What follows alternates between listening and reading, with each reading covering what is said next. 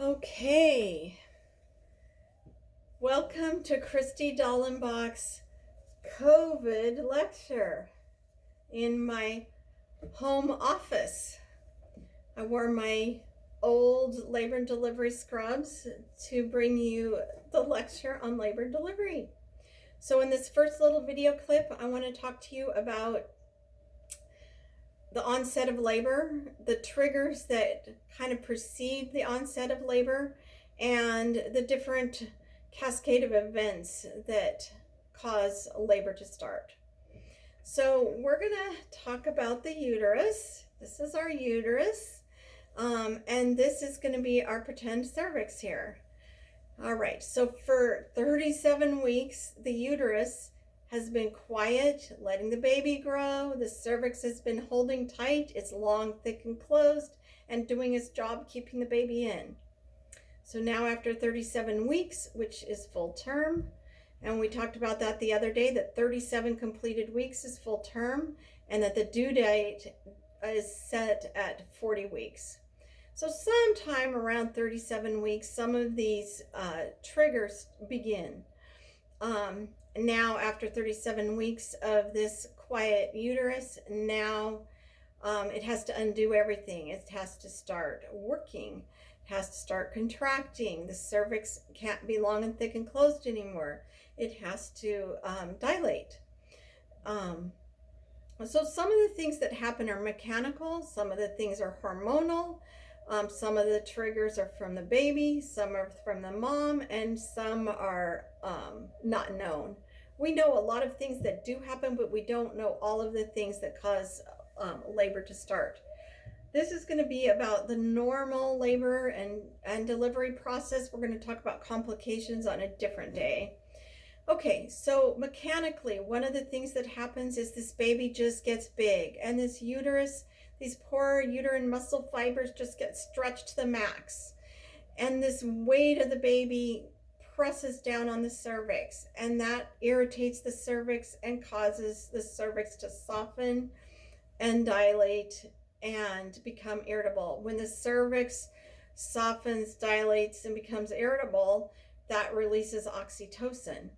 These uterine muscle fibers that are stretched tight and taut like a rubber band, at 37 weeks, they become much more receptive to oxytocin. They actually they develop more receptor sites to oxytocin.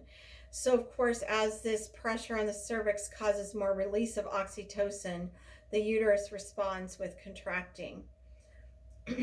So after about 30 weeks gestation, the uterus probably contracts maybe 3 or 4 times an hour. That's its exercise. It's painless. That's how the uterine muscle stays fit. The uterus, when it's fully pregnant, is the biggest muscle in the human body. Pretty amazing, but it can actually hold only so much. And when it gets to its tipping point, it can't hold anymore, and then it starts contracting. Those contractions at 37 weeks, 38, 39 weeks, those can be called Braxton Hicks contractions. They're just the uterus exercising itself. There might be 6 in an hour. Usually they're painless. Sometimes they're uncomfortable.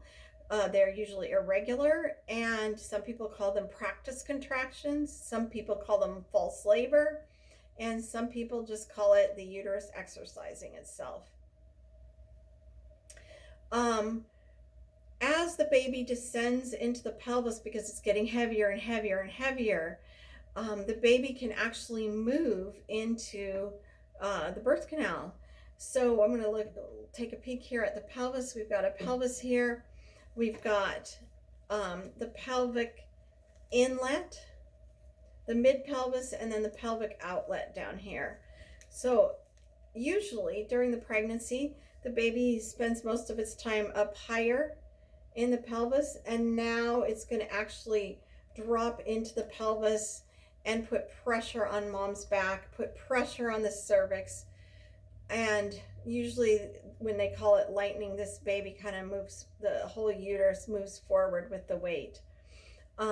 So mom might be able to breathe better but now her bladder only holds 2 tablespoons of urine because now the bladder's competing for space in the pelvis with this baby's head.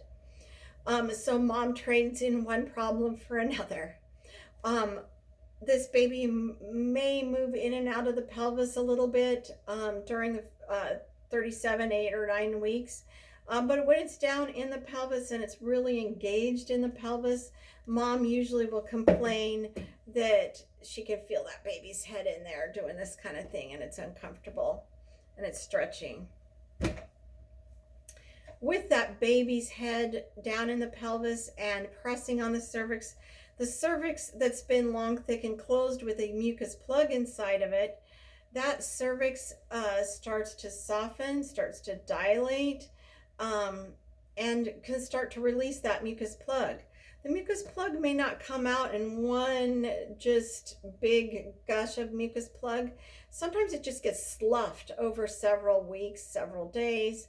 Sometimes it does kind of plop out all at once, but the mucus plug that's been protecting the baby and the amniotic fluid from the normal bacteria that's in the uterus from going up now begins to slough because it's getting closer to delivery time.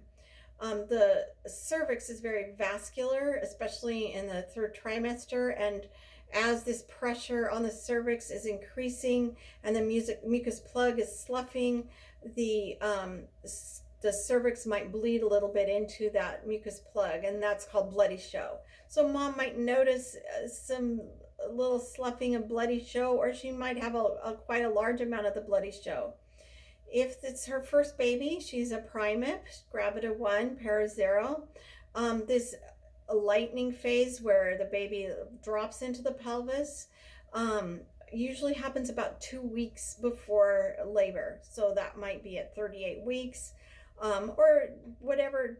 It could happen anytime after 37 weeks, but that's typical that it might happen around 38 weeks.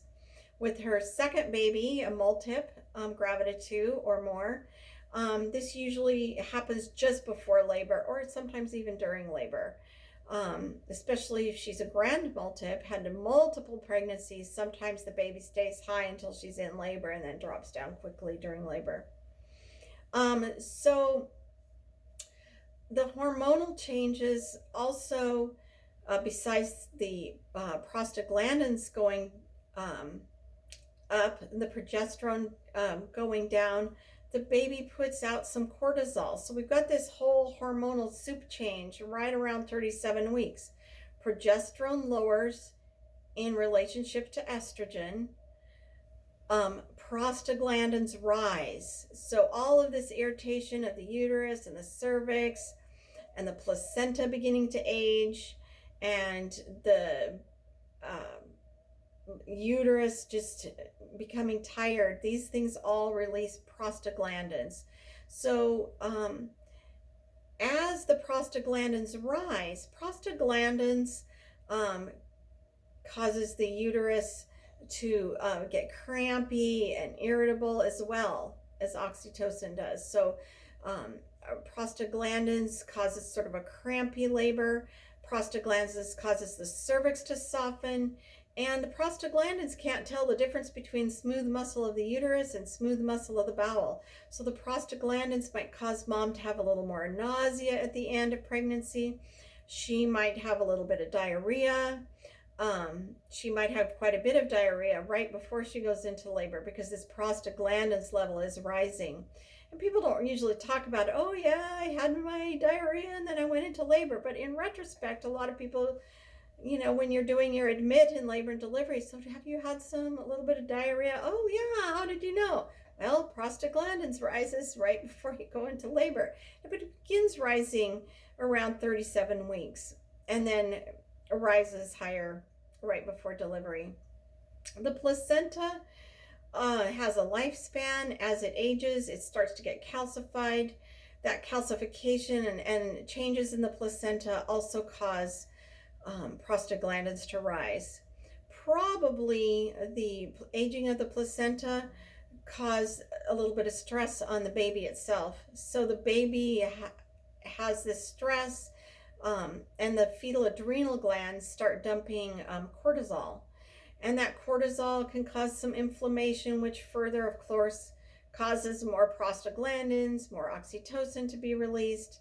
But the fetal factors probably include things that we actually don't know about yet. There's probably things in this cascade of events that are not well documented or understood, but we do know that the fetal adrenal glands increase cortisol, and that causes prostaglandins to increase, which causes these crampy contractions.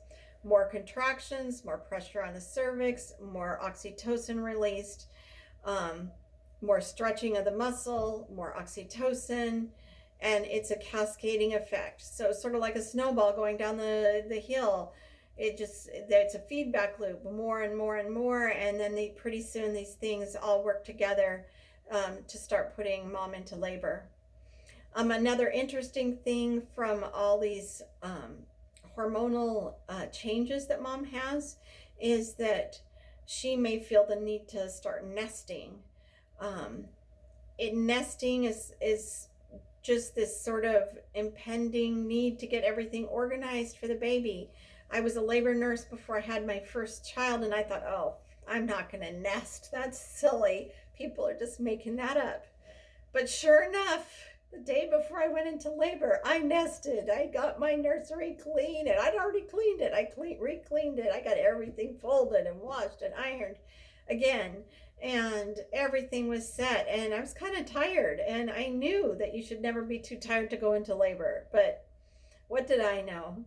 Mother Nature rules sometimes. So the next day, early in the morning when I went into labor, then I could look back and go, oh, yeah, I was nesting. And so this process sometimes happens over 3 weeks, 2 weeks, or even a week. This isn't something necessarily that does happen overnight. And mom will kind of go in and out of these phases. And as these phases happen, it's a good thing. If she's having these changes for 3 weeks, it means less she has to do in labor. Her cervix is already soft. Her uterus is already ready to contract and go into hard labor. The placenta has already done its job. All these things make her actual labor better, get her prepared to have labor. So anyway, those are the main things about going into labor. The triggers, the hormonal changes, the mechanical changes, and the contractions. So I'm going to end this here, and then we're going to talk about early labor and stages of labor.